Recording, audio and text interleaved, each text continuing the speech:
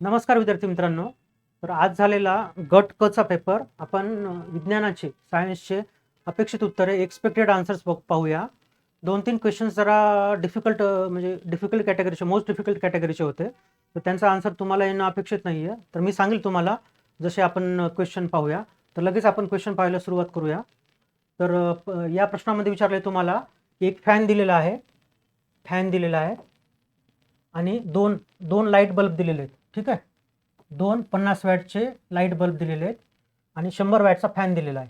तर त्याचं 10 तास आणि आणि युनिटमध्ये दर आहे 5. तर 30 दिवसाचं बिल काढायचं आहे. तर लाईट बिल काढण्याचे वारंवार प्रश्न येतात. तर मी तुम्हाला सांगेल की ते कॅल्क्युलेशन कसं करायचं. त्यासाठी तुम्हाला एकच फॉर्म्युला माहीत असायला पाहिजे की 1 युनिट, ठीक आहे, विजेचं कधी खर्च होतं जेव्हा आपण या युनिटलाच आपण किलोवॅट आवर म्हणतो. ठीक आहे, किलोवॅट आवर म्हणतो. याचा अर्थ काय? किलोवॅट आवर म्हणजे जर 1 किलोवॅट एनर्जी, ठीक आहे, 1 किलोवॅट पॉवर तुम्ही जर 1 घंट्यासाठी वापरली तर 1 युनिट खर्च होतो. म्हणून 1 युनिटलाच आपण 1 किलोवॅट आवर असं पण म्हणतो. तर या फॉर्म्युलाचा वापर करून आपण किती युनिट खर्च झाले एखादं इन्स्ट्रुमेंट किंवा एखादं अप्लायन्स किती किती इलेक्ट्रिसिटी खर्च करतं ते आपण कॅल्क्युलेट करू शकतो. आता आपल्याला बघा, हे 100 वॅट दिलेलं आहे. तर हे वॅटेजमध्ये आहे, आपल्याला हे किलोवॅटमध्ये कन्वर्शन करायचं आहे. तर हे वॅटला किलोवॅट करण्यासाठी तुम्हाला 10⁻³ करावं लागणार. म्हणजे किंवा मला 3 डेसिमल शिफ्ट करावं लागणार. जर याला मी गुणाकार केला 1 2 3.1 तर 0.1 किलोवॅट भेटणार मला. वॅटेजला किलोवॅटमध्ये कन्वर्ट करा. ठीक आहे, पहिली स्टेप. तर हे 0.1 किलोवॅट झालं. ठीक आहे, म्हणजे हा फॅन 0.1 किलोवॅट यूज करतो एका घंट्यासाठी. हा जर मी 10 तास चालवला, ठीक आहे, 10 तास चालवला, आवर आहे, 10 गुणलं तर काय भेटणार मला? 1 भेटणार. म्हणजे हा 1 युनिट खर्च करतो दररोज. ठीक आहे, हा दररोज 1 युनिट खर्च करतो. जर 30 दिवसाचं काढलं तर किती येणार मला? 30 युनिट येणार. ठीक आहे, 30 युनिट येणार. दररोज 1 युनिट तर 30 दिवसाचे 30 युनिट. आता आपण हेच बल्बचं काढूया. ठीक आहे, 2 बल्ब आहेत. वॅटेज बघा किती दिलेलं आहे? 50 वॅट दिलेलं आहे.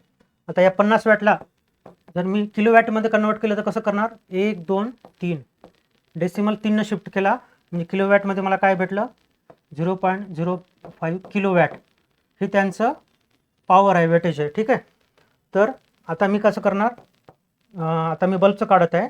जर किलोवॅट, ठीक आहे, किलोवॅट आणि हे किती तास चालवले? हे दररोज 5 तास चालवले. ठीक आहे, तर त्याला मी 5 न गुणणार. ठीक आहे, आवर न गुणणार.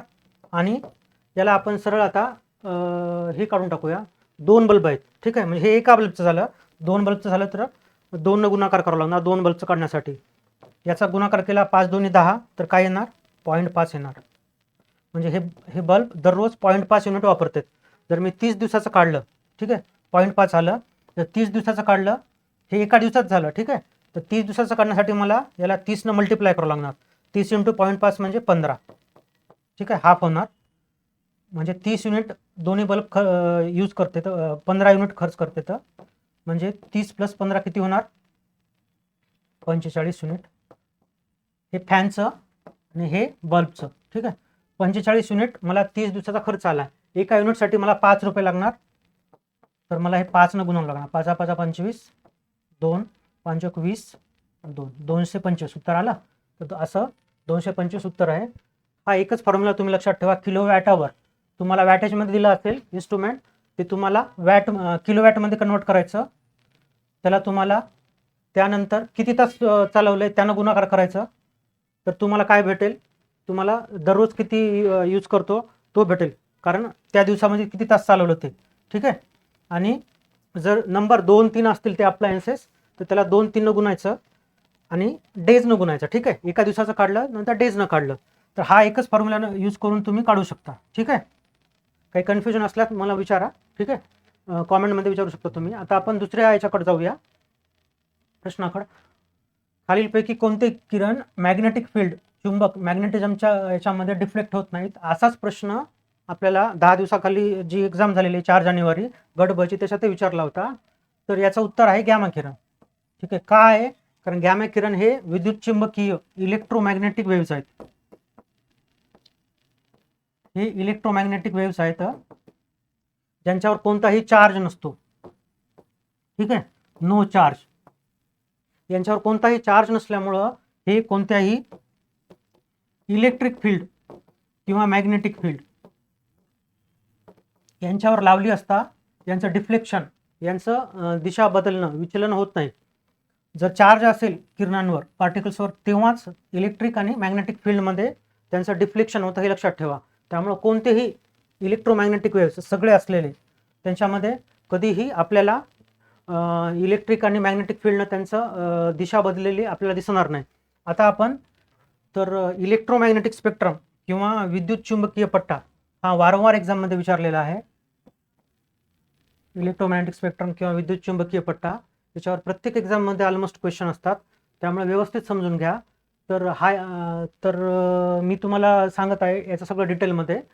तर इलेक्ट्रोमॅग्नेटिक स्पेक्ट्रम काय आहे? एक कलेक्शन ऑफ रेज आहे, वेगवेगळ्या ऊर्जेच्या रेजचं कलेक्शन आहे. ठीक आहे, लक्षात घ्या. यांच्यावर कोणताही नो चार्ज, यांच्यावर चार्ज नसतो. चार्ज नसल्यामुळं ते कोणत्याही इलेक्ट्रिक किंवा मॅग्नेटिक फील्डमधून डिफ्लेक्ट होत नाहीत. ते चुंबकीय किंवा इलेक्ट्रिक फील्ड, विद्युतधारेच्या फील्डमधून त्यांचं दिशेचं बदल होत नाही. ठीक आहे. दुसरी गोष्ट आहे त्यांची व्हेलॉसिटी, त्यांची स्पीड. ठीक आहे, किंवा त्यांचा वेग हा कॉन्स्टंट असतो आणि तो असतो प्रकाशाच्या वेगाच्या बरोबर आणि सगळ्या रेसचा वेग. ठीक आहे. आणि दुसरी गोष्ट महत्त्वाची आहे की यांना ट्रॅव्हल करण्यासाठी मीडियमची गरज नसते. ठीक आहे, हे नो मीडियम रिक्वायर्ड, म्हणजे हे स्पेसमधून ट्रॅव्हल करते कोणत्याही मीडियमची गरज नसताना. काही वेव्हजना मीडियमची गरज असते, तर लक्षात ठेवा इलेक्ट्रोमॅग्नेटिक वेव्हजना मीडियमची गरज नसते. तर हे तुम्ही पॉईंट्स महत्त्वाचे लक्षात ठेवा, त्यांच्यावर वारंवार प्रश्न येतात. तर आपण आता ॲक्च्युअल स्पेक्ट्रम बघूया. स्पेक्ट्रम मी जसा काढेल तसंच काढा आणि वेगवेगळ्या रंगाचे पेन वापरा, समजा रेड, ब्ल्यू आणि ब्लॅक, तर त्यामुळे तुम्हाला समजण्यास सोपं जाईल. तर आपण हा स्पेक्ट्रम, विद्युत चुंबकीय पट्टा, आपण हा चढत्या क्रमाने, ऊर्जेच्या चढत्या क्रमाने लिहूया एकदा. ठीक आहे. तर याच्यामध्ये तुम्हाला सगळ्यात खाली आढळतील रेडिओ वेव्हज. ठीक आहे. त्यानंतर किंवा आपण हे डायरेक्ट जाऊया, लाईटमधून जाऊया. ठीक आहे, कारण तुम्हाला समजायला सोपं जाईल. याच्यामध्ये सगळ्यात मिडलला लाईट आहे. ओके, लाईट वेव्हज आहेत. हा तुम्हाला सगळ्यात माहीत असलेला आहे. तर याच्यामधले तुम्हाला कलर्स माहीत आहेत. तुम्हाला मराठीमध्ये एक नेमोनिक आहे बघा, आपण वापरतो, ता, ना, पी, ही, नी, पा, झा. ठीक आहे, किंवा यालाच तुम्ही इंग्लिशमध्ये करायचं झालं तर विबजॉर वापरतो. ठीक आहे. तर लक्षात घ्या, हा आपल्याला सगळ्यात म्हणजे नोन असलेला, आपल्याला माहीत असलेला हा इलेक्ट्रोमॅग्नेटिक स्पेक्ट्रमचा हा एक पार्ट आहे. ठीक आहे. तर हा आपल्याला सगळ्यात माहीत आहे, कारण आपले आयज असते तर आपल्या आयजला हा दिसतो. ठीक आहे. बाकी सगळे जर आपण हे व्हिजिबल आहेत आपल्याला. ठीक आहे, फक्त हा पोर्शन व्हिजिबल आहे आणि बाकी सगळे जर दुसरे जर रेस बघितले तर आपल्याला ते व्हिजिबल नाहीत. तर आपण दुसरे रेस बघूया. तर लक्षात घ्या की मी या क्रमाने लिहिलेले, ताना, पिही, निपाचा. तर तांबडा, रेडची एनर्जी सगळ्यात कमी असते आणि व्हायोलेटची एनर्जी सगळ्यात जास्त असते. लक्षात घ्या की एनर्जी ही फ्रिक्वेन्सीला डायरेक्टली प्रपोर्शनल असते. म्हणजे एनर्जी जास्त असणार तर फ्रिक्वेन्सी जास्त असणार. ठीक आहे, फ्रिक्वेन्सी जास्त असणार तर व्हायब्रेशन रेसची जास्त असणार, त्यामुळे त्याची एनर्जी जास्त असणार. आणि जर फ्रिक्वेन्सी कमी असेल तर त्याची एनर्जी पण कमी असणार. आणि हे युनिव्हर्सली प्रोपोर्शनल असतं कशाशी? वेव्हलेंथची, त्याला आपण लॅम्बडा म्हणतो. ठीक आहे, म्हणजे जर एनर्जी जास्त असेल तर वेव्हलेंथ ही कमी असणार. म्हणजे लक्षात घ्या की रेड कलरची एनर्जी ही कमी आहे तर त्याची वेव्हलेंथ जास्त असणार. ठीक आहे, तरंग लांबी ही जास्त असणार. आणि व्हायोलेटची एनर्जी जास्त असल्यामुळे त्याची फ्रिक्वेन्सी जास्त असणार, पण तरंग लांबी, वेव्हलेंथ ही कमी असणार. तर आता याच्यामध्ये रेड आहे. ठीक आहे, तर याच्यानंतर सायंटिस्टला काय आढळलं की रेड रेडच्या जो खाली असतो, ठीक आहे, त्याला त्यांनी इन्फ्रारेड असं नाव दिलेलं आहे.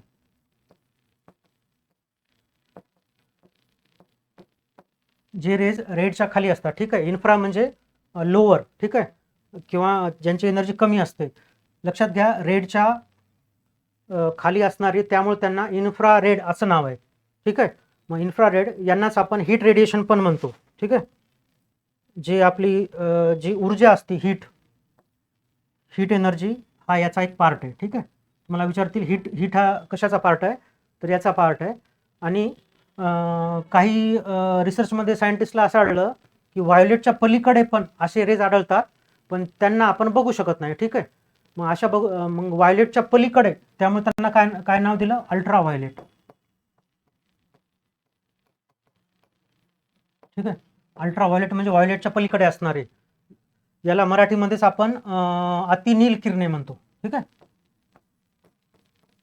अतिनील, अति म्हणजे पलीकडे, नीलच्या पलीकडे असलेले, ठीक आहे. आणि इन्फ्रारेडलाच आपण अवरक्त किरणे असं म्हणतो, ठीक आहे, मराठीमध्ये. अवरक्त, अव म्हणजे खाली, ठीक आहे, अवमूल्यन म्हणजे खाली, तर अवरक्त, रक्त म्हणजे रेड कलर. तर तर हे लाईटच्या दोन्ही बाजूला हे असतात. आता आपण दुसरे रेज बघूया, ठीक आहे. तर यानंतर अल्ट्राव्हायोलेटपेक्षाही दुसरे एक किरण आहेत ज्यांची एनर्जी खूप जास्त असते, ते आहेत एक्सरेज, ठीक आहे, एक्सरेज. आणि त्यानंतर सगळ्यात टॉपला असणारा, ज्यांची सगळ्यात मॅक्झिमम एनर्जी असते, तो पट्टा म्हणजे गॅमा रेज, ठीक आहे. लक्षात घ्या, गॅमा रेजची एनर्जी सगळ्यात जास्त आहे, त्यानंतर एक्सरेज आणि अल्ट्राव्हायोलेट. तसंच इन्फ्रारेडच्या पण अजून कमी एनर्जी असलेलं, म्हणजे त्याच्या पण लोअर असलेले आपल्याला काही रेज आढळतात. तर ते कोणते आपण पाहून घेऊया. इन्फ्रारेडच्या खाली जी एनर्जी असते त्यांना आपण मायक्रोवेव्हज म्हणतो, किंवा यांना आपण सूक्ष्म लहरी म्हणतो, ठीक आहे, सूक्ष्म लहरी. आणि त्यानंतर सगळ्यात खाली जे असतात ते रेडिओ वेव्हज असतात. रेडिओ तुम्ही सगळ्यात बॉटमला हे करणार. तर हा जो स्पेक्ट्रम आहे, radio, micro, infrared, light, ultraviolet आणि गॅमा रेज, यांनाच आपण यांना आपण कंबाईनली काय म्हणतो, इलेक्ट्रोमॅग्नेटिक स्पेक्ट्रम. लक्षात घ्या, याच्यामध्ये रेडिओ वेव्हज हे सगळ्यात खाली आहेत, ठीक आहे, म्हणजे बॉटमला, म्हणजे एनर्जी सगळ्यात कमी रेडिओ वेव्हची असणार, आणि वेव्हलेंथ, तरंग लांबी ही सगळ्यात जास्त रेडिओ वेव्हची असणार. त्यानंतर आपण जसं जसं वर जाऊ तसं तसं एनर्जी ही वाढत जाणार. एनर्जी वाढत जाणार म्हणजे फ्रिक्वेन्सी पण वाढत जाणार, पण वेव्हलेंथ ही कमी होत जाणार. आता याच्यावरून तुम्ही जर जसे एक्झाममध्ये तुम्हाला स्टेटमेंट्स दिले असतील, त्याच्यावर तुम्ही रॉंग किंवा राईट स्टेटमेंट तुम्ही चूज करू शकता. जसं की आता व्हायोलेटची एनर्जी जास्त असणार रेडपेक्षा, रेडची वेव्हलेंथ कमी असणार, अल्ट्राव्हायोलेट रेजची एनर्जी ही लाईटपेक्षा जास्त असते, इन्फ्रारेडची मायक्रोवेव्हपेक्षा जास्त असते. असे क्वेश्चन तुम्ही टॅकल करू शकता फक्त या एका डायग्रामहून, आणि हे लॉजिक लक्षात ठेवा, ठीक आहे. तर आपण नेक्स्ट पाहूया. तर याचं उत्तर आहे गॅमा किरण, ओके. लक्षात घ्या, अल्फा किरण हे काय असतात, हेलियमचे न्यूक्लियाय असतात, ठीक आहे.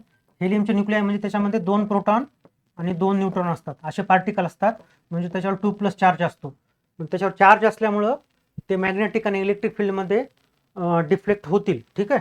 बीटा किरण हे इलेक्ट्रॉन्सच असतात, इलेक्ट्रॉनचं दुसरं नाव आहे. इलेक्ट्रॉनवर निगेटिव्ह चार्ज असल्यामुळं आपण ते पण डिफ्लेक्शन होणार. कॅथोडिक रेज हे यांना पण आपण त्यांच्यावर पण चार्ज असतो, त्यामुळे ते पण डिफ्लेक्शन होणार, ठीक आहे. याचं उत्तर असणार गॅमा किरण, जो इलेक्ट्रोमॅग्नेटिक रेजचा एक म्हणजे रेज आहेत, आणि ज्यांच्यावर चार्ज नसल्यामुळं काही त्यांचं डिफ्लेक्शन होत नाही, ठीक आहे. तर आपण नेक्स्ट क्वेश्चन पाहूया. विचारलेलं आहे की जलविद्युत केंद्र दुष्परिणाम कोणता नाही आहे, ठीक आहे. म्हणजेच काय आहे, हायड्रो इलेक्ट्रिक पॉवर प्लॅन्टचा खालीलपैकी कोणता ॲडवर्स इफेक्ट नाही आहे. तर याचं उत्तर आहे एअर पोल्युशन करत नाही, ठीक आहे. हायड्रो इलेक्ट्रिक प्लॅन्ट हे थर्मल प्लॅन्टसारखे एअर पोल्युशन करत नाहीत, तर सॉईल इरोजन करतात ते. कारण तुम्हाला माहिती आहे, डॅम बांधावा लागतो, डॅम बांधण्यासाठी मोठ्या प्रमाणावर कधी कधी वृक्षतोड होते, आणि पाणी असल्यामुळं आपण पूर्ण नदीचा वगैरे जो प्रवाह आहे तो बदलला जातो डॅम असल्यामुळं. त्यामुळं सॉईल इरोजन होतं याच्यामुळं. आणि आपण ऑफकोर्स आपण नॅचरल फ्लो डिस्टर्ब करतो, कारण आपण डॅम हा रिव्हरवर बांधत असतो. ठीक आहे, रिव्हरवर डॅम असल्यामुळं जो रिव्हरचा नदीचा जो नॅचरल फ्लो आहे तो डिस्टर्ब होणार. त्यामुळे हे पण करेक्ट आहे. आणि दुसरं पण disruption of natural habitat of aquatic animals, हे पण करेक्ट आहे. कारण नदीमधले जे जीव असतात जलचर, त्यांना हे डॅम बांधल्यामुळं त्यांचं जे हॅबिटॅट आहे नॅचरल हॅबिटॅट पूर्णपणे डिस्टर्ब होऊन जातं. आणि त्याच्यामुळे त्याचे साईड इफेक्ट्स आपल्याला दिसतात. आणि आपण एक वाहती नदी, फ्लोईंग वॉटरला आपण एक साचलेलं जलाशय किंवा लेक बनवत असतो. त्यामुळं पूर्णपणे त्याचं नॅचरल हॅबिटॅट चेंज होऊन जातं. ठीक आहे, तर यानं काय होत नाही, फक्त एअर पोल्युशन होत नाही. लक्षात ठेवा, थर्मल एअर प्लॅन्टचे थर्मल जे एनर्जी स्टेशन्स आहेत, ठीक आहे, कोळसा केंद्र, औष्णिक ऊर्जा, त्याचा खूप मोठा साईड इफेक्ट हा आहे. एअर पोल्युशन त्यानं होतं. आणि न्यूक्लिअर एनर्जीनं पण एअर पोल्युशन होत नाही. ठीक आहे, हे एक लक्षात घ्या. दुसरा क्वेश्चन बघूया आपण. मॅलाकाईट हे कोणत्या धातूचं मूळ ओअर आहे? तुम्ही जर 4 जानेवारीचा पेपर दिला असेल तर ऑप्शनमध्ये मॅलाकाईट हे पण होतं. आणि त्या व्हिडिओमध्ये मी सांगितलं होतं की मॅलाकाईट हे कॉपरचं आहे. ठीक आहे, तांब्याचं आहे युनिट. त्याच्यामध्ये तुम्हाला बॉक्साईट विचारलं होतं आणि ऑप्शनमध्ये मॅलाकाईट हा एक ऑप्शन होता. आणि त्या व्हिडिओमध्ये आपण सांगितलेलं आहे. आणि याच्यावरून तुम्हाला कळलं असेल की प्रत्येक एक्झाममध्ये जे ऑप्शन पण दिलेले असते तर त्यांची पण तुम्ही डिटेलमध्ये स्टडी करायला पाहिजे. आणि त्यामुळं आपण दुसरे ऑप्शन पण पाहूया. तुम्हाला माहीत आहे की ॲल्युमिनियमचं काय आहे? बॉक्साईट आहे, मागच्याच एक्झाममध्ये येऊन गेलं. ठीक आहे, आणि लोखंडाचं लक्षात ठेवा, हे एक महत्त्वाचं आहे. आणि वारंवार एक्झाममध्ये विचारतात तुम्हाला, आणि त्यांच्या पर्सेंटेजवरूनच विचारतात. तर ते लोखंडाचे जे ओर्स आहेत, ठीक आहे, जे खनिजे आहेत ते लक्षात ठेवा, ते या क्रमानं आहेत. ठीक आहे, मॅग्नेटाईट सगळ्यात जास्त प्रमाण असलेलं आयनचं, हेमेटाईट, लिमोनाईट आणि सिडेराईट.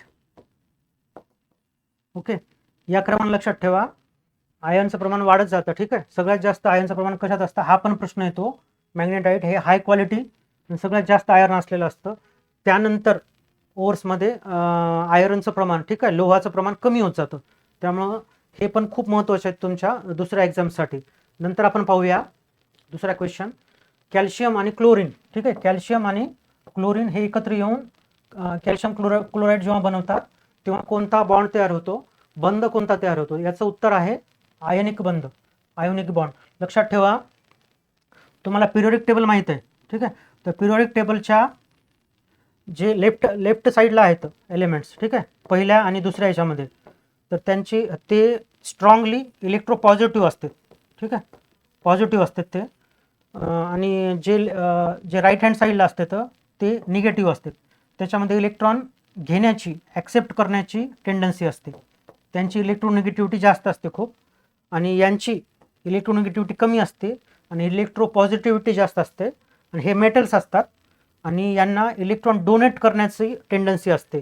त्यामुळं जर आपण या फर्स्ट आणि सेकंड या कॉलम्समधून, या ग्रुप्समधून जर एखादा एलिमेंट घेतला आणि लास्टमधल्या काही एलिमेंटसोबत त्याचा जर बॉन्ड बनवला तर आपला जो इलेक्ट्रोनिगेटिव्हिटी डिफरन्स असतो तो खूप जास्त असतो, हाय असतो. त्यामुळं जो बॉन्ड तयार होतो तो नेहमी आयोनिक बॉन्डच तयार होतो. कारण जो पॉझिटिव्ह एलिमेंट असतो तो इलेक्ट्रॉनला डोनेट करतो आणि निगेटिव्ह एलिमेंट हा इलेक्ट्रॉनला ॲक्सेप्ट करतो. त्यामुळं कधीही इलेक्ट्रॉनची डोनेशन किंवा ॲक्सेप्टन्स होतं, त्यामुळं त्याचं शेअरिंग होत नाही. ठीक आहे, ज्या एलिमेंट्समध्ये हा इलेक्ट्रोनिगेटिव्हिटी डिफरन्स कमी असतो त्यांच्यामध्ये इलेक्ट्रॉनची देवाणघेवाण न होता शेअरिंग होते आणि सहसंयुज बंध तयार होतो. ठीक आहे, हे लक्षात ठेवा. आपण दुसरा क्वेश्चन पाहूया.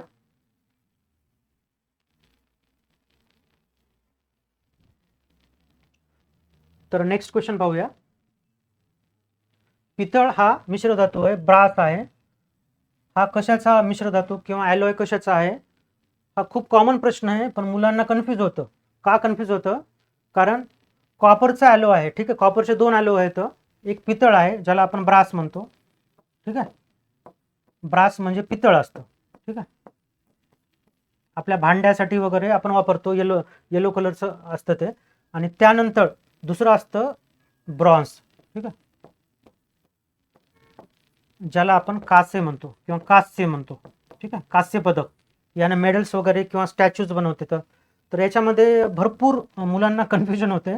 तर मी पाहिलंय, कारण काय, कारण हे दोन्हीही कॉपरचे आहेत, ठीक आहे. यांचा एक एलिमेंट कॉपर असतो मेन, पण आता समोरचा जो एलिमेंट आहे त्याच्यामध्ये कन्फ्युजन होतं. तर ते थोडंसं ट्रिकनं लक्षात ठेवा. तर मी जी ट्रिक बनवलेली आहे, तर आता मुलांना एक याच्यामध्ये हे असतं बघा, कॉपर अँड टीन आणि कॉपर अँड झिंक, ठीक आहे.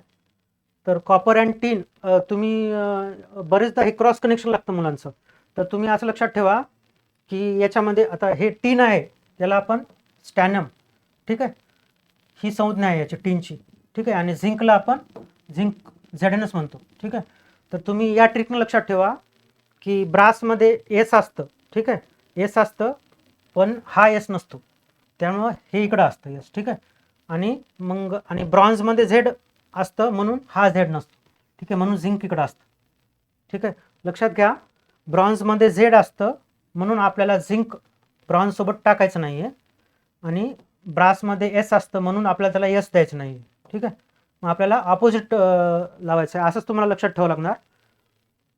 म्हणून ब्रासमध्ये कॉपर आणि झिंक असतं, ठीक आहे. कॉपर आणि झिंक याचं उत्तर आहे, तांबे आणि जस्त. ओके, मराठीपेक्षा जर तुम्ही इंग्लिशमध्ये लक्षात ठेवले तर सोपं जाईल.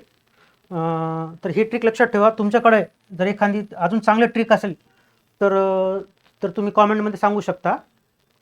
कांस्य ब्रॉन्झ हे आपल्याला स्टॅच्यूज बनवण्यामध्ये, वेगवेगळे पुतळे बनवण्यामध्ये किंवा मेडल्स बनवण्यामध्ये उपयोगी होतं, म्हणून त्याला आपण ब्रॉन्झ मेडल म्हणतो, जे 3ऱ्या नंबरला दिलं जातं. फर्स्ट नंबरला गोल्ड असतं, सेकंड नंबरला सिल्वर असतं, आणि 3ऱ्या नंबरला कांस्य पदक जे ब्रॉन्झ मेडल असतं. आणि ब्रास पितळ हे खूप स्ट्रॉंग असतं, मजबूत असतं, आणि ते आपल्याला युटेन्सिल्स भांडी बनवण्यासाठी आपण यूज करतो. काही तुमच्या घरात तुमच्या काही भांडी असतील पितळेने बनवलेली भांडी, ठीक आहे. तर नेक्स्ट क्वेश्चन पाहूया आपण. हा एक कांगारू, हा एक मॅमल्स आहे, सस्तन प्राणी आहे, आणि त्याला एक पिशवी असते ज्याच्यामध्ये तो आपल्या बेबीजला, पिल्लांना ठेवतो. तर याच्याबद्दल काही स्टेटमेंट्स दिलेले आहेत. तर हा ऑस्ट्रेलिया आणि टास्मानियामध्येच आढळतो का? येस, करेक्ट आहे, हे आन्सर करेक्ट आहे. तर तुम्हाला विचारले काय, बरोबर काय विचारले, ठीक आहे, हे करेक्ट आहे. हा एक टेरेस्ट्रियल आहे आणि हार्बिव्हरस आहे, म्हणजे शाकाहारी आहे, आणि जमिनीवर राहतो का? हो, येस, हे पण करेक्ट आहे. आता तिसरं विचारलेलं आहे की याचे 4 लिम्स, समोरचे पाय याचे खूप लांब आणि स्ट्रॉंग असतात, आणि मागचे पाय छोटे आणि वीक असतात. आता तुम्हाला माहीत आहे, हे कॉमन सेन्स आहे की कांगारू जो असतो तो त्याच्या मागच्या पायावर उड्या मारत असतो, आणि त्याचे मागचे पाय स्ट्रॉंग असतात, ठीक आहे. मागचे पाय मजबूत असतात आणि वरचे पाय नेहमी त्याचे हवेत असतात, ठीक आहे, त्याचे हवेत असतात, आणि वरच्या पायाचा कमी उपयोग असतो म्हणून ते शॉर्ट असतात, आणि ते स्ट्रॉंग नसतात, उलट वीक असतात. तर हे तुम्हाला स्टेटमेंट्स तुम्हाला क्रॉस करून दिलेले आहेत, त्यामुळे हे स्टेटमेंट चुकीचं आहे, ठीक आहे. त्याचे तुम्हाला मागचे पाय हे स्ट्रॉंग पाहिजे, ठीक आहे, आणि समोरचे पाय वीक पाहिजे, ठीक आहे. तर हे हे स्टेटमेंट चुकीचं आहे. आणि दुसरं काय स्टेटमेंट दिलं आहे की त्याला पिशवी असते मार्सुपियम नावाची, यस असते त्याला, आणि ज्याच्यामध्ये त्याला बेबीज त्यांच्या पिल्लांना ठेवण्यासाठी मादी किंवा फिमेल्सला पिशवी असते, त्याच्यामध्ये त्यांची वाढ होते, आणि हा एक मॅमलची कॅटेगरी आहे, ठीक आहे, मॅमल्सच्या कॅटेगरीपैकी एक आहे. तर हे पण स्टेटमेंट बरोबर आहे, ठीक आहे. तर तुम्हाला फक्त रिमूव्ह काय करायचं आहे, को किंवा सी स्टेटमेंट रिमूव्ह करायचं आहे, त्यामुळे याचं उत्तर आहे ABD. ओके, अ, ब आणि ड, फक्त क चुकीचं असल्यामुळं. नेक्स्ट क्वेश्चन पाहूया आपण. तर मित्रांनो, आपल्या अकॅडमीतर्फे, ज्ञानज्योती अकॅडमीतर्फे MPSC कंबाईनसाठी तुम्हाला जी फोकस करेल 2026च्या प्रिलिम्सवर, तर अंतिम प्रहार नावाची एक बॅच लॉन्च होत आहे, जी इंग्लिश मिडियम असेल स्पेशल, आणि मराठी मिडियमसाठी पण आहे. ही बॅच ऑनलाईन आणि ऑफलाईन या दोन्ही माध्यमातून असेल, आणि ही बॅच 19 जानेवारी 2026 या महिन्यातच लॉन्च होत आहे. तर तुम्ही जॉईन करू शकता, आणि याच्यामध्ये तुम्हाला सगळ्या सब्जेक्टचं कव्हर केल्या जातील. आणि याचा जो टायमिंग आहे तो संध्याकाळी असेल, 6च्या नंतर असेल. त्यामुळं जे स्टुडंट्स वर्किंग आहेत, जे वर्किंग त्यांना त्यांना जॉईन करण्यासाठी किंवा त्यांच्यासाठी हा जो टाईम आहे तो सोयीचा राहील.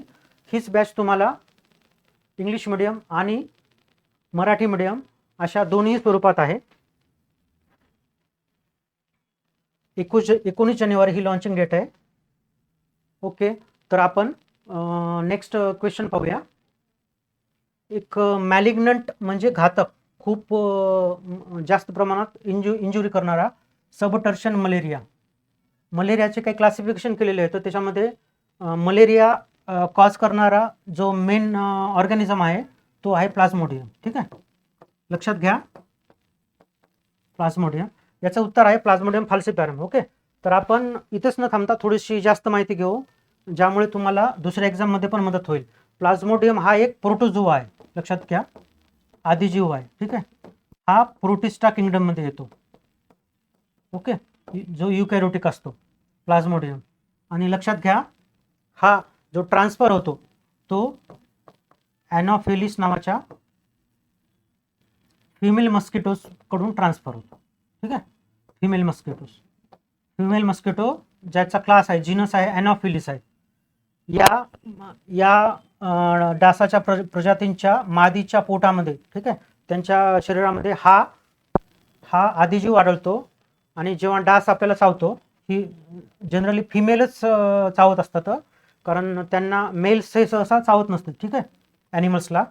तर जेव्हा हे फिमेल मस्किटोज आपल्याला चावतात, त्यांच्या बॉडीमधून हा या मस्किटोमधून हा प्लाझ्मोडियम आपल्या बॉडीमध्ये इंजेक्ट होतो आणि हा कॉज काय करतो, हा मलेरिया कॉज करतो. ठीक आहे, ज्याला आपण तुम्ही मलेरिया हीच टर्म लक्षात ठेवा, कारण मराठीमध्ये त्याचं क्लासिफिकेशन बरेचदा त्याला हिवताप किंवा दुसरं काय म्हणू शकतात, पण मलेरिया मी सांगेल की मलेरिया हे नावच लक्षात ठेवा. तर काही प्रकार आहेत या प्लाझ्मोडियमचे, 2-3 प्रकार आहेत. त्यापैकी 2 प्रकार तुम्ही लक्षात ठेवा. एक आहे प्लाझ्मोडियम वायवॅक्स. हा पण मलेरिया कॉज करतो, पण हा मलेरिया एवढा घातक नसतो. याची एक दुसरी प्रजाती आहे प्लाझ्मोडियम फाल्सिपॅरम नावाची. ही प्रजाती हा जो ऑर्गॅनिझम आहे तो खूप घातक प्रकारचा मलेरिया किंवा मॅलिग्नंट ज्याला म्हणतो, हा कॉज करतो आणि तो खूप रॅपिडली प्रोग्रेस होतो आणि त्याच्यामध्ये डेथ होऊ शकते. स्पेशली जर लहान मुलांना हा मलेरिया झाला तर डेथ होऊ शकते. तर याचा हा सब टाईप आहे प्लाझ्मोडियम फाल्सिपॅरम. बऱ्याच बुक्समध्ये दिलेलं आहे की एक घातक प्रकारचा मलेरिया याच्यामुळे होतो आणि आपल्याला जो साधा मलेरिया असतो तो प्लाझ्मोडियम वायवॅक्समुळे होतो. हा थोडासा मॉडरेट लेवल डिफिकल्टीचा क्वेश्चन आहे, पण मी सांगेल की हे तुम्हाला माहीत असायला पाहिजे. ठीक आहे, तर आपण नेक्स्ट क्वेश्चन पाहूया. तर या क्वेश्चनबद्दल मी तुम्हाला सांगेल की हा तुम्हाला अजिबात एक्सपेक्ट नाही माहीत असणं, कारण हा कोणत्या तरी MSc झुलरच्या बुकमधून काढलेला प्रश्न आहे. हा खूप डिटेल आहे आणि आपण एवढा अभ्यास करत नाही. आपण निडरिया ॲनिमल क्लासिफिकेशनचा अभ्यास करतो, पण तुम्हाला त्यांच्यामध्ये डिटेलमध्ये जाऊन अभ्यास करण्याची काही गरज नाही. तर याचं उत्तर मी पाहिलं हायलोझॉइड आहे, पण हा अजिबात एक्सपेक्टेड नाही तुम्हाला येणं. ठीक आहे, हे प्रोटेक्टिव्ह कवर्स असतात.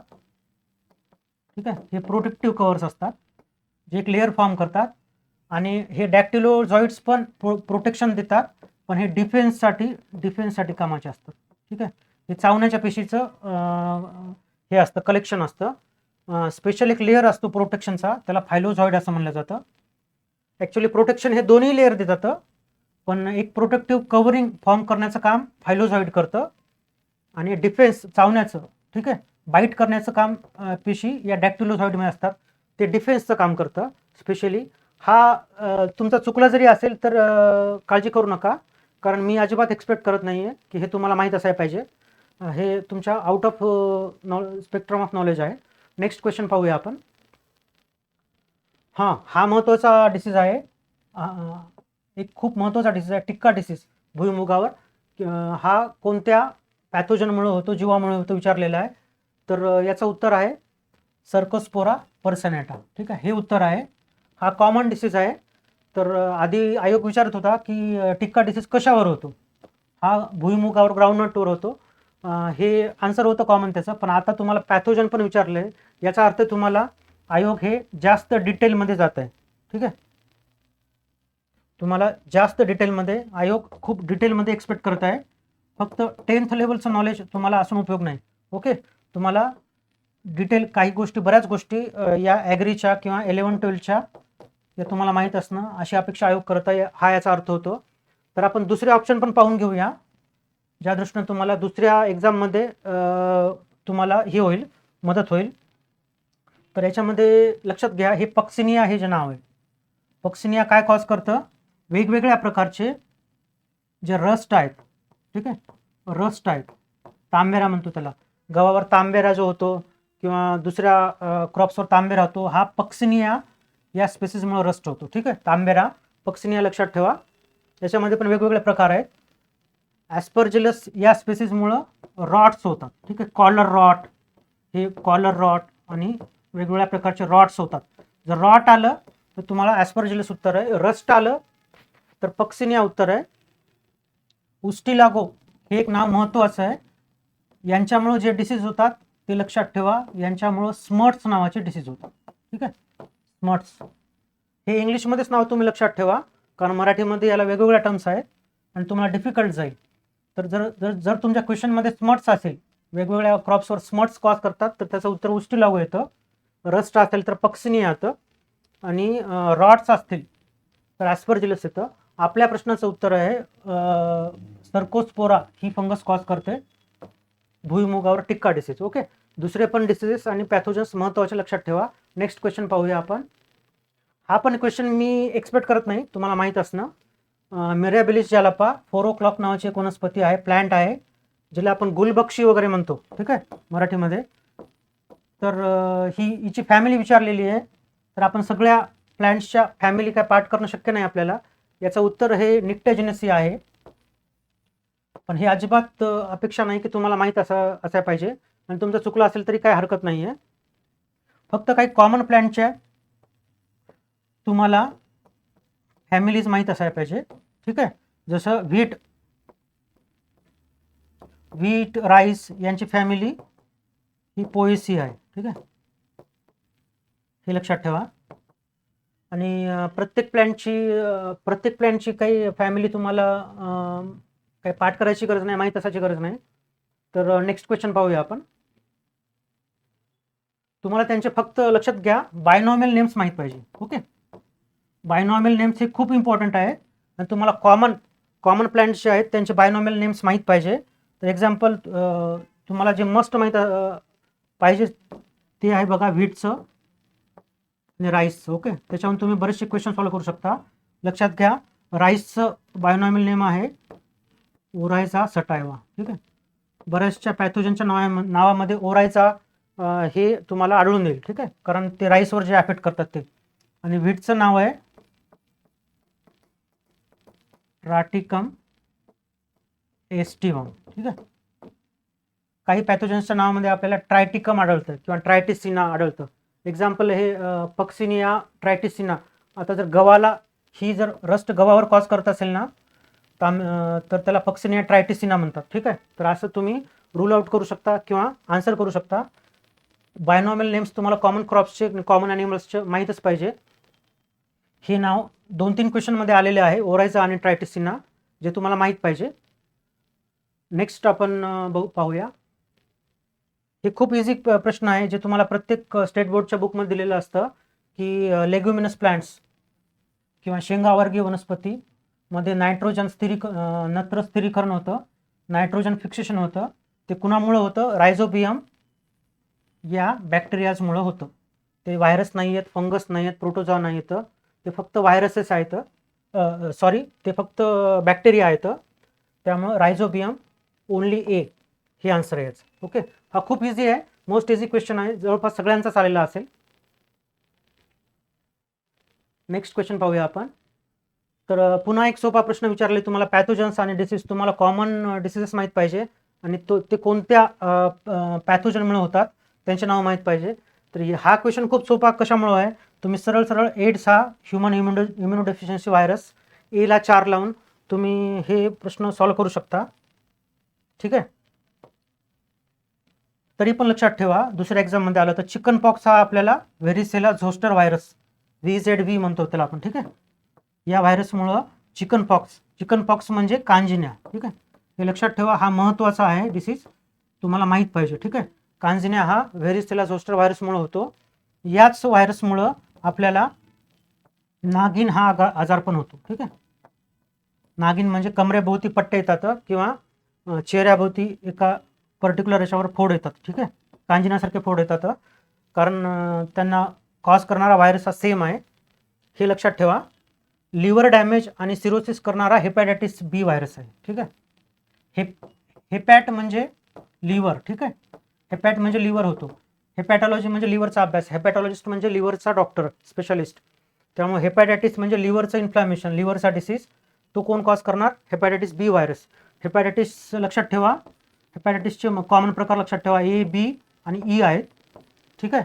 यांच्यामधला बी हा फक्त लक्षात ठेवा ब्लडनं ट्रान्समिट होतो. ठीक आहे. B for blood, hepatitis B ब्लडनं ट्रान्समिट होतो, लक्षात ठेवा. बाकी सगळे हे वॉटर, कंटॅमिनेटेड वॉटर आणि कंटॅमिनेटेड फूड थ्रू ट्रान्समिट होतो. ठीक आहे. ए आणि ई पण. याच्यावर पण भरपूर वेळेस क्वेश्चन येतो. ठीक आहे. आणि त्यानंतर डेंग्यू हा एक व्हायरल डिसीज आहे, जो हिमोरेजिक फिवर म्हणजे रक्तस्रावी ताप कॉज करतो. हा ताप झाल्यामुळं तुमच्या जे प्लेटलेट्स आहेत, ठीक आहे, आपल्या ब्लडमध्ये 3 टाईपच्या सेल्स असतात, RBC, WBC आणि प्लेटलेट्स. तर त्यापैकी प्लेटलेट्सला हा डॅमेज करतो डेंग्यू व्हायरस आणि प्लेटलेट्सचं प्रमाण कमी करतो. तुम्हाला माहीत आहे की या प्लेटलेट्सचं काम असतं ब्लडची क्लॉटिंग करणं. ठीक आहे. क्लॉट फॉर्मेशन करणं. तर त्यामुळं क्लॉटिंग व्यवस्थित होत नाही आणि आपल्या बॉडीच्या मध्ये वेगवेगळ्या भागामध्ये हिमोरेज होतो, म्हणजे रक्तस्राव होतो क्लॉटिंग न झाल्यामुळे, आणि त्यामुळं बऱ्याचदा डेथ होऊ शकते डेंग्यू या इन्फेक्शनमुळं. सहसा लहान मुलांमध्ये हा धोकादायक असू शकतो. तर नेक्स्ट आपण पाहूया क्वेश्चन. मानवी रक्तामध्ये प्लाझ्मा किती टक्के असतो? लक्षात ठेवा, आपलं जे ब्लड आहे, ठीक आहे, हे ब्लड हे 2 टाईपनं बनलेलं आहे. ब्लडमध्ये सेल्स असते आणि एक लिक्विड पोर्शन असतो. ठीक आहे. लिक्विड पोर्शन असतो. त्या लिक्विड पोर्शनमध्ये ह्या सेल्स एम्बेडेड असतात. ठीक आहे. सेल्स फ्लोट करत असतात. तर या लिक्विड पोर्शनला आपण प्लाझ्मा म्हणतो. लक्षात घ्या, the liquid fluid portion of blood is called as plasma. तर हा प्लाझ्मा 55% असतो. हा प्लाझ्मा 55% असतो आणि सेल्सचं प्रमाण हे 45% असतं. ठीक आहे. असं दोन्ही मिळून 100% आपलं ब्लड बनतं. या प्लाझ्मामध्ये वेगवेगळ्या प्रोटीन्स आणि न्यूट्रियंट्स वेगवेगळे डिझॉल्व्ह झालेले असतात. अँटीबॉडीज पण असतात. आणि तुम्हाला हा सेल पोर्शन माहीत आहे, 3 टाईपच्या सेल्स आहेत, RBCs, WBCs आणि प्लेटलेट्स. हा एक इझी प्रश्न आहे. आणि हा एक पण इझी प्रश्न आहे की रक्त गोठण्यास प्रतिबंध करणारे एक नैसर्गिक औषध आहे, जे डॉक्टर बऱ्याचदा वापरतात. त्याला आपण नॅचरल ब्लड अँटीकोआग्युलंट म्हणतो, ते आहे हेपॅरिन. ठीक आहे. याचं उत्तर हेपॅरिन आहे. हे आपलं क्लॉटिंग, हे जे खूप जास्त प्रमाणात क्लॉटिंग होते तर ते थांबवतं. ठीक आहे, हेपॅरिन. आणि त्यामुळे ब्लड फ्लो सुरू राहतं. बरेचदा आपल्याला जे प्राणी चावतात, जे ॲनिमल्स किंवा इन्सेक्ट बाईट करतात, तर त्यांच्या लाळांमध्ये एक स्पेशल टाईपचं अँटीकोआग्युलंट असतं. त्यामुळं ते ब्लडला घोटू देत नाही आणि ते ब्लडला सक करू शकतात. ठीक आहे. ब्लडला ते शोषून घेऊ शकतात. त्याला आपण अँटीकोआग्युलंट म्हणतो, रक्त घोटण्यास प्रतिबंध करणारं औषध म्हणतो. तर अशा आपण प्रश्न पाहिलेले आहेत. मी तुम्हाला जसं सांगितलं की 2 ते 3 क्वेश्चन्स हे मोस्ट डिफिकल्ट होते. ठीक आहे. ते तुम्हाला एक्सपेक्टेड नाहीतं की मिरॅबिलिसचं फॅमिली नेम विचारलं होतं आणि ते झूऑइडचा प्रश्न पण एक्सपेक्टेड नाही. ठीक आहे. हे दोन्ही तुमचे चुकले तरी चालतील. बाकीचे प्रश्न तुमचा स्कोअर हा 12 ते 13. हे क्वेश्चन हे इझी आणि याच्यामधले 1-2 मॉडरेट डिफिकल्टीचे होते. तर तुमचा स्कोअर 12 आणि 13 असेल तर हा खूप चांगला स्कोअर आहे. तर आपण भेटूया पुढच्या व्हिडिओमध्ये. थँक्यू.